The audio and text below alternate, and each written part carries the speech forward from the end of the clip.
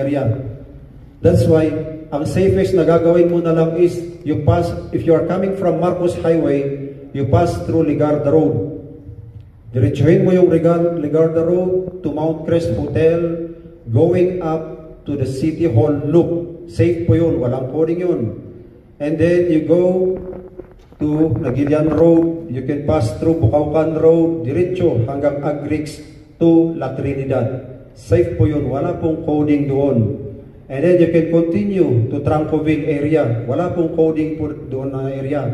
Diretso sa Brookside, Emruhas, and then doon sa bridge ng Teachers Camp, wala pong coding doon. Under that bridge, and then you turn left, going up to Botanical Garden. Safe po ang mga lugar na yon.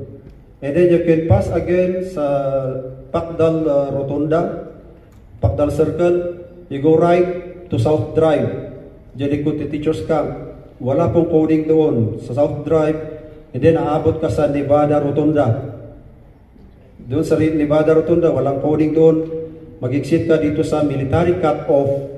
And then you can go down to Cannon Road if you go to Manila. Or punta ka na naman sa ilalim ng BGH flyover sa BGH Rotunda. Exit ka na naman sa Marcos Highway. Wala pong coding ang mga areas na yon.